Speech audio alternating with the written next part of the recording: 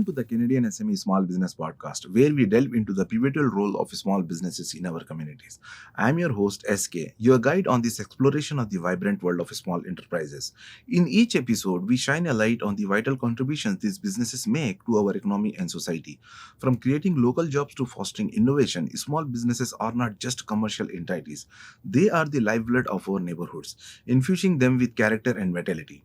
Here, we celebrate their spirit, understand their challenges, and uncover the secrets of their success. Join us as we navigate the small business stories and insights. Let's discover together why nurturing local businesses is not just beneficial but essential for the heart and soul of our communities. Our guest today is Miki Velemirovich, a visionary leader with over 2 decades of experience in driving growth for businesses ranging from global Fortune 500 companies to dynamic startups. Miki is known for his informative approach in product development, growth marketing, and business strategy. An alumnus of York University Schulich School of Business with an MBA in marketing and strategy, Miki is also a chartered marketeer. He currently plays a pivotal role at Alexa Translations, revolutionizing language services with advanced AI technology. His insights and leadership have made him a sought-after speaker and thought leader in the business world. Good morning, Miki. Thank you so much for coming here today in our studio. How are you doing? I'm doing fine, SK. Always good to see you, and thank you for the opportunity to be here. It's a pleasure, Miki. I think we are connected since last 5 years, right? Yep. Yeah. So, Miki, today's discussion topic is on AI.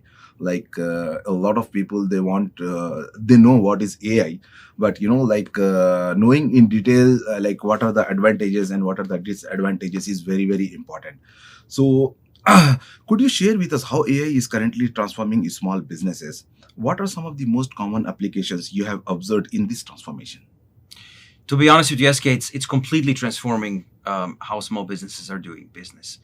Simply why? Because at the core of being a small business owner is that you don't have a lot of time. Right.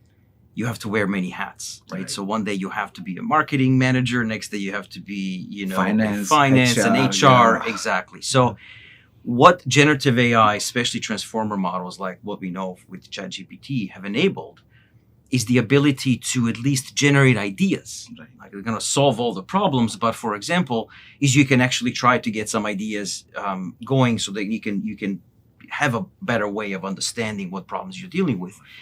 And recent innovations with generative models is you have the ability to build custom Right. GPTs.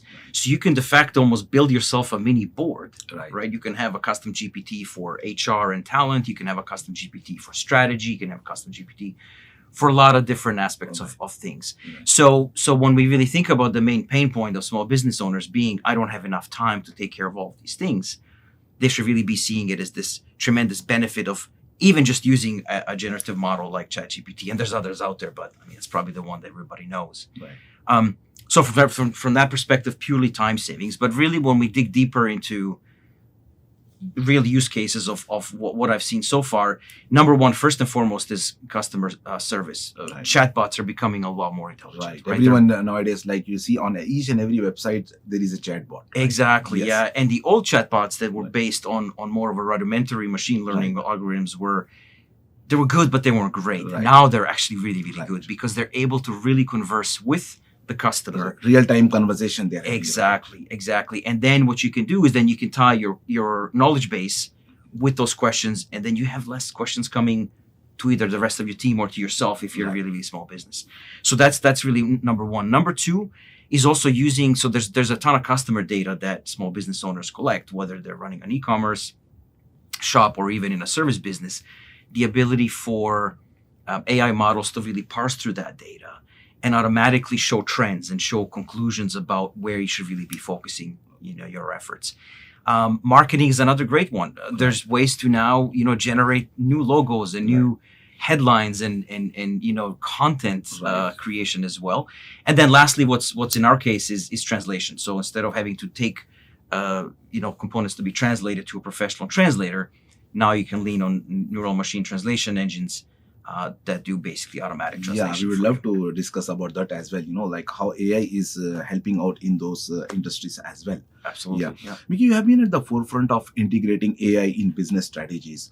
This technology is a game changer, as everyone knows, especially for small businesses. Could you also provide an example of a small business that successfully implemented AI and impact it had on their operations? Yeah, for sure. So I can use one example from our own organization. So very quickly, where Alexa Translations builds a neural machine translation engine. In essence, think of it as an automatic translator. So, but specific to the needs translations in legal, financial, and securities industries. So we had a particular customer that prior to that had to use professional translators, professional translation services, and they become very expensive, particularly when you're trying to translate legal documentation, right?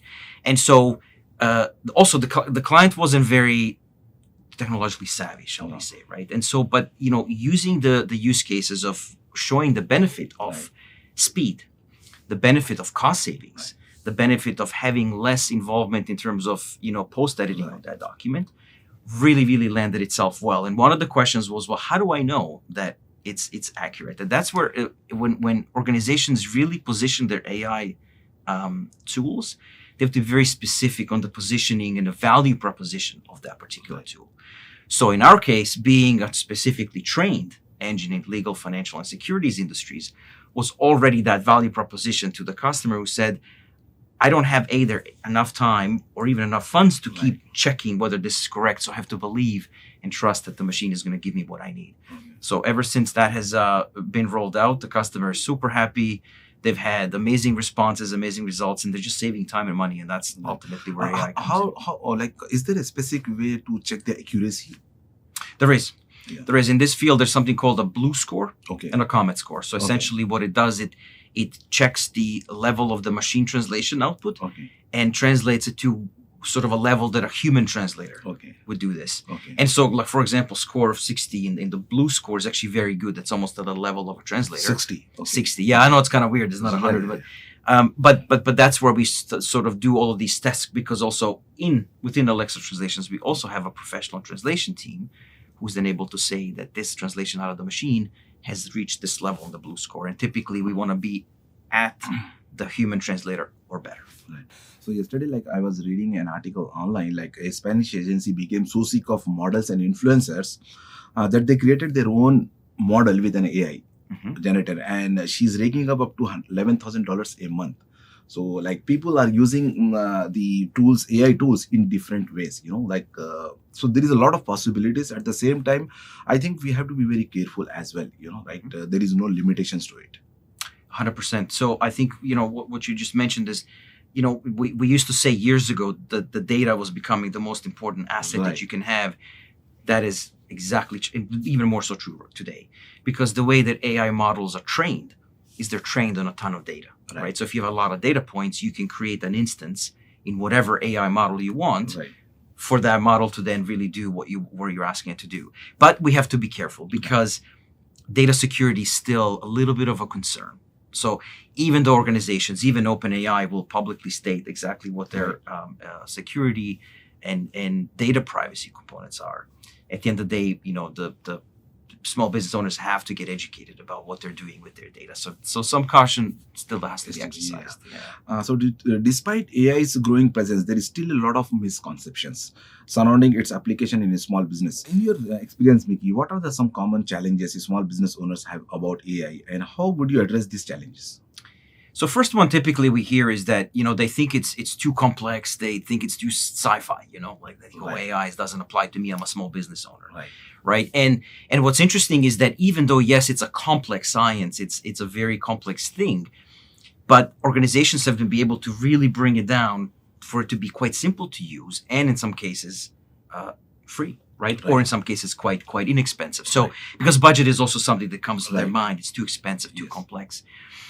Second one is data. Data security, again, always becomes a bit of that challenge. And I think while that's a common concern, and I think everybody should really be focused on what happens to my data if I enter it into a particular AI model, ultimately, I'll make the statement at a general level is that the benefits that small business owners are always going to be better than kind of fearing what happens to that data, but they really should just get educated. Because once they do, they'll have a much, much better sense of what that is.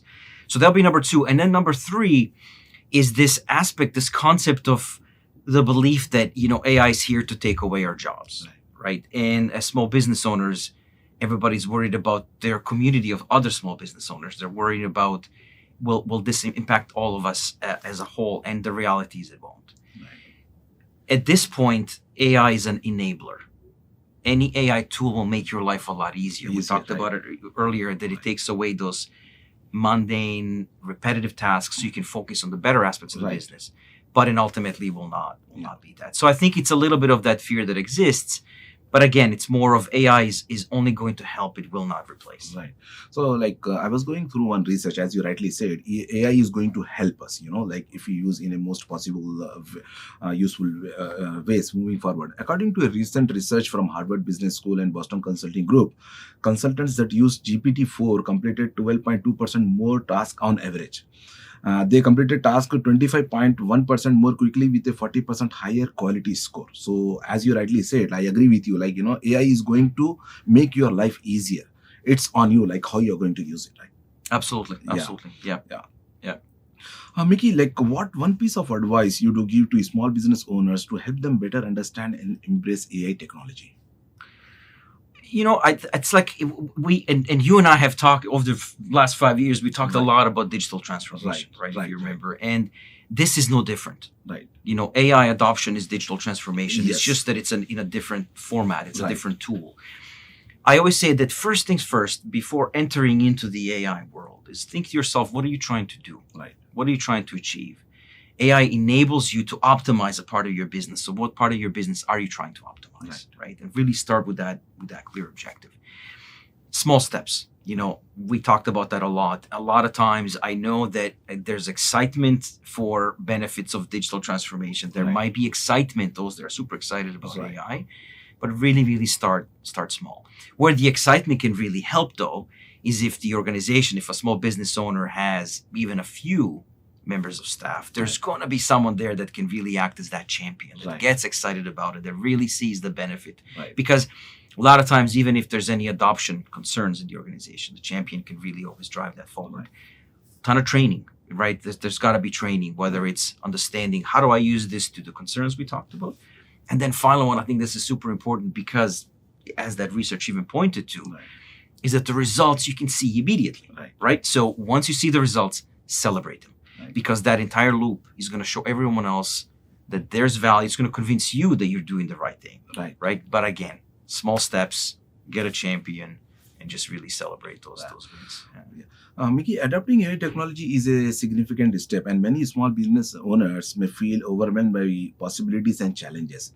For small business owners considering AI technology, what key factors should they keep in mind, and how can they approach this adoption effectively? Yeah, that's a good question. And again, it goes back to sort of what I mentioned earlier, is that with the adoption, it's all about how do you make sure that you see value in it, right? How do you make sure that, and again, it depends on the size of the organization, right? If you're a solopreneur, it's a lot easier to really get yourself in there, to test it out, start small, those components. If you're in a larger organization, going back to that aspect of having a champion is really, really important, because there's always going to be a good group of people in the organizations that may not be wanting to do this. Particularly when what we talked about earlier, is that there is still this conception or more misconception of AI is going to take away my job. So if all of a sudden you see that the business leader is trying to adopt AI technology, are you sitting there saying, does that mean that I'm out? Right. So even from that perspective, showing the vision that it's not either or, it's a combined effort that's going to give a powerful solution is really, really important. So really kind of getting the understanding, having the vision, and getting everybody on the same page and on board. This is the right thing to do. What are your thoughts on do you think AI should be regulated by government agencies? Lovely question. I knew that was coming. Careful answer is yes. Okay. And what I mean by that, there is artificial general intelligence is the scary part of AI. Okay. It's the AI models understanding their limitations and going to find the answer so they can train themselves and continue that loop. That is what we think about when we think about the existential crisis that AI could be, upon us, is that these machines, get smarter than humans.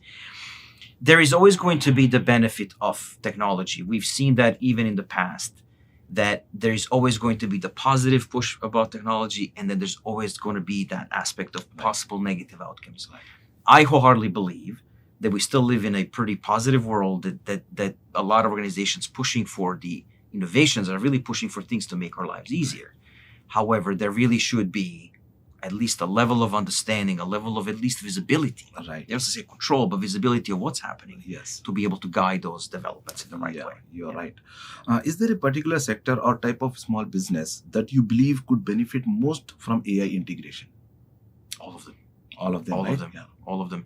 I go back and I think about almost a solopreneur, Right. A small business owner at its core, just one individual. This is a game changer, right? Like what I mentioned earlier, those custom GPTs are really your sort of advisors. Right. Goes from that to, let's say that we take a business that's maybe 25 employees, right? The ability for your employees to be a lot more efficient. So then eliminating those menial, mundane tasks to focus on high value tasks is really going to be really, really great. And also when we think about industries, it doesn't matter, right? Because a lot of these tools that are available out there, every industry can implement this. Right? Absolutely. Yeah. Absolutely. 100%. Yeah. And as you rightly said, solopreneurs, they save a lot of time, like when they are using different AI tools for their business use, Exactly. Because one of the challenges for solopreneurs to scale Right. is they have to hire, Right. right? And so they can still hire, Right. but imagine the power that even one or two employees, Right.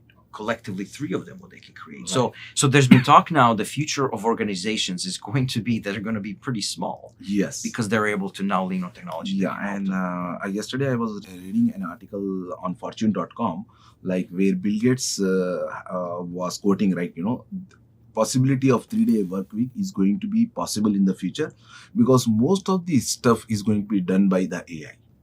So there is a possibility about this. Absolutely. Absolutely. Yeah, I agree with that. Miki, AI's role in enabling scalable and sustainable growth is a hot topic in the business community. How, in your opinion, does AI contribute to the scalable and sustainable growth of small businesses? Game changer. Like next level game changer. And I'll tell you why. One of the biggest challenges for small business owners has always been that they're always working in the business, right, and not on the business. Right. Okay? And the difference there is because in the business, it required so many different things to do, fires to put out, reaction type of activities that they never allowed themselves to be at top. If you remember the days, at Cargo, we did a big study in, Canadian small businesses that Right. only 11% of small business owners focused on the future of their business. And that's scary, right? Because if you're stuck in the day-to-day, now you're able to kind of see the business holistically, right? So I think it's 100% going to be that. So even if we think about more tangible examples, the amount of data analysis that AI is going to help with to basically extract insights. So you don't have to worry about, looking through pages and pages of whether you're collecting data through spreadsheets or through dedicated tools, but the ability to kind of give you an essence, the first level analysis of where do I really need to be going, right? Something like ability to go into, international markets. Right. Becomes so much easier because of enablement of e-commerce, or in our case, with translation technology, ability to localize every market that you're in with those instances and nuances of that particular market. So ability is going to be, again, it's a game changer for future growth. Absolutely. Right. Even, like in our organization, we have been using AI, like, GPT-4 in different applications, and it's very, very useful. For example, like, it's saving a lot of time. It's saving a lot of time, and it is allowing, as a small business owner, it is allowing me more time to think about different, on different topics and focus my mind on business growth. Absolutely. Absolutely. And one interesting use case I always say to everyone might not even be thinking about is ChatGPT. Right. Or a transformer model really valuable. I say, think of it this way: how many times do you sit there and you try to write something and you have this mental block and nothing's coming out? Let GPT give you the baseline, right? And then it'll trigger those things in your mind for you to then add more value to it. Absolutely. Yeah, right. Like, I will give you one example. Like, day before yesterday, like, I'm trying to send a proposal to one of the clients. So my mind was totally locked. So I went to ChatGPT and I just gave him some prompt, and it gave me a very good idea, and the flow, as you mentioned, the flow. From there, I started creating the proposal, and and I believe like it's a very real, real life example for everyone to use, like how it saves your time, and also it's helping you as your assistant. Like it's showing us the direction as well.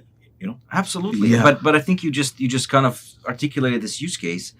You're not allowing, you didn't take the output and send it to, No. right? So it's enabling you to be Enabling more, you, exactly. So it's not going to replace you, it just No. enables you. Yeah. Yes, it's helping. It's like a very good aid, like Exactly. where for example, like it's like talking to your colleague. It will show you some way where you have to take it, and like you can modify for your own use. Exactly. That's the beauty. Like I really love it. Absolutely. Yeah. That's cool. The AI landscape is continuously evolving, bringing new opportunities for businesses. Looking ahead, what emerging trends in AI should small business owners be aware of? How can they prepare to leverage these advancements? So one of the things that I think everybody's thinking about is, how do we democratize this AI? Meaning, how do we make it simpler, and how do we make it, how do we put it in front of more people in more use cases? This is probably what's going to see this push into more tools, easier to use tools. Because right now, not all of them are easy. I mean, Right. I must admit, there's some that are still a little bit, challenging. So how do you get it out there into a lot more aspects? So when we talked about earlier about use cases and how can it apply to everyone, we're going to start to see that even some really specific use cases, individuals that are in a very specific aspect of small businesses are going to find a solution that they're looking for. Second one is there's this ability for integration. So we're seeing that more and more now, even in our world, how our tool integrates with others. When we think about a workflow for a small business owner, for example, they might be able to integrate their financial system with another AI powered system. So those integrations that are going to grow, where the two systems are going to be able to talk to each other and learn from each other. And then I think the third one is this one that we touched on briefly, is this general intelligence, artificial general intelligence, which again at the core seems a little bit scary right now, but I think only thing it's going to start to create are these more powerful models, things that are really going to start to get to the point where what you mentioned, this 3-day work week, the ability to really create a lot of that value. It's going to move quickly. So one of the things that I always share with many small business owners is just keep reading about it. I know there's a ton of info. It can be overwhelming, but if anything outside of your core business, which you want to learn, is really this development, the future of AI. It's going to be absolutely bonkers. Right now, it's too much noise in the market when it comes to AI. Like a lot of businesses, they're trying to integrate, and there is also at the same time, there is a lot of confusion. And I'll tell you why. So, there's a lot of so-called AI experts now. Right? Yes. Everybody's an expert. But in reality, I think everyone's going to be able to see really who is giving them the information that is inspiring, that is correct, that is really valid. We always go back to the original, idea on, business to small business, saying to big brands, always think of it, how can you be of support to the small business owner beyond just selling them your good or service, but how do you get them through that transition? That's very important. Right? And I think those big brands that are going to have AI solutions that are able to make that articulation to small business owners are going to win the game. Hands down. Yeah. Is there a particular AI trend that you think holds the most promise for transformative changes in small businesses? I would say integrations, right? Because integrations are those components where you're not looking at individual instances of these AI models, but you're trying to say, almost if you can think of it like you're having a conversation with both of them, say, hey, can you help this? Hey, can you help this one? So by integrating, you're almost creating this ecosystem, right, of value across number of aspects of these AI tools. And I think to me, that's probably the most, the one that's coming the quickest, but also the one that has the most value. So, Miki, your work with Alexa Translations AI 4.0 is groundbreaking, especially in terms of innovative features.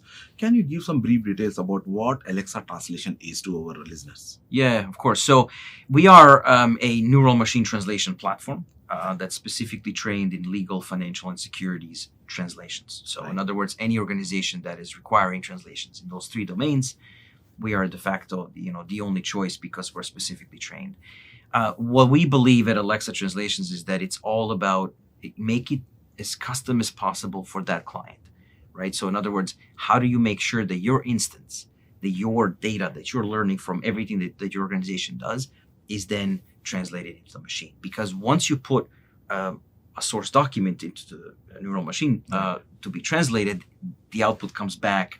The output is better if we have more data that we're able to feed. So we just launched our 4.0 for first week of November. So we're super excited about it because it is a really, really sort of a feature and value rich release, but a dozen new components. But there's really two that we get super excited about, and they're both really relevant to that output of quality of output.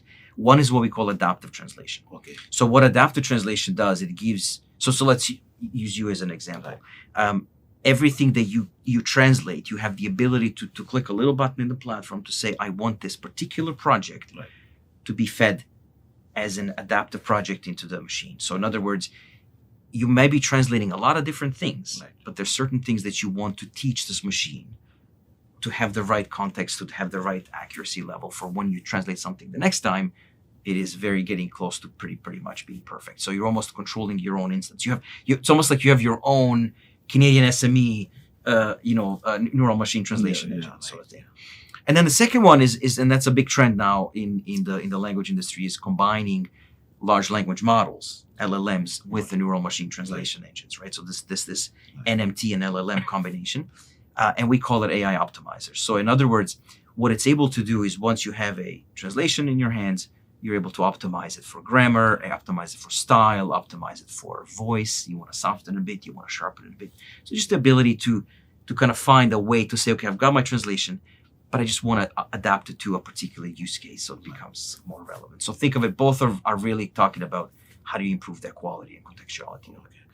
Thank you, Miki, for sharing all this about Alexa translation. How do you envision these new features changing the landscape of global business communication, especially for small business enterprises? It's accuracy and contextuality. It's getting to the ability for you to get to that, the ultimate state. This is really what we talked about. The entire AI, landscape is how do you use the power of AI to enable you to save yourself a tremendous amount of time. So even in the language industry today, there's many, many different. Look, Google Translate is an NMT. It's a very basic. We use it, when we're in Spain at a Spanish restaurant. Our NMT is highly trained in very specific, very complex things like legal, financial, and securities. So ultimately, what this is going to enable is the clients to have a very custom instance, adaptive to their needs, to their use case, to their organization. So when they're passing anything through that engine, when it comes back, it's basically near perfect. So they don't have to worry about, post editing. They don't have to worry about saying, hey, can you go check this? They can safely take this document and believe that the translations are correct. Again, it goes back to the power of AI, which is it saves you time. It lets you focus on a lot more of those, very high value activities, right? And that's really our vision at Alexa Translations. So Miki, before we wrap up, what is your key piece of advice to small business owners that you would like to share with them? Embrace it. I think many of you, and I talk to so many of you still, there's a little bit of this fear, a little bit of this hesitation of all the aspects that we kind of talked about. So hopefully this conversation with SK has, given you an idea that, yes, it is unknown. Yes, it is something new, but I promise you it's going to give benefits that are far, far greater than any challenge getting there. I know all of you have gone through digital transformations. You've gone from, doing things on paper to doing things digitally. This is no different. So always start with a clear objective, what you want to achieve, starting with small steps, get a champion to really push this forward and really just enjoy the benefits of what AI can do and bring you a lot of that value. So that's what I would say. Yeah. Miki, if any of our listeners would like to get in touch with you or with your organization, what's the best way to get connected? Yeah, so pretty much alexatranslations.com. Okay. Lots of information there. We're all there. You can find us there or always on LinkedIn. I love talking to people on LinkedIn, so always a really important aspect. So anytime we would love to be. Thank you, Miki. Thank you so much for sharing your thoughts, your insights. I think our listeners will get benefit through this conversation. It was a great pleasure hosting you today, Miki. Thank you so much for joining us. SK, thank you for the opportunity and thank you for all the opportunities over the years. It's always a pleasure chatting with you about small businesses. And that brings us to the end of today's enlightening conversation on Canadian SME Small Business Podcast. We extend our heartfelt thanks to Miki Velemirovich for sharing such valuable insights, and for guiding us through the fascinating world of AI in small businesses. Miki's expertise and experience are not just informative but truly inspiring for all of us striving to make a mark in the small business sector. We also want to express our gratitude to our partners who make this journey possible. Our exclusive banking partner RBC, our exclusive shipping partner UPS, and our exclusive accounting software partner Zero. Their support is crucial in bringing these insightful discussions to you. And to our dedicated listeners, we thank you for joining us today. Your engagement and support fuel our mission to explore and celebrate the small business community. Remember to subscribe to Canadian SME Small Business Magazine for more engaging and informative episodes like this one. Please visit CanadianSME.ca. Together, let's continue to support and empower the small businesses that form the vibrant heart of our communities. Until next time, stay curious, stay informed, and keep championing the small businesses that make our world a richer place. Thank you and take care.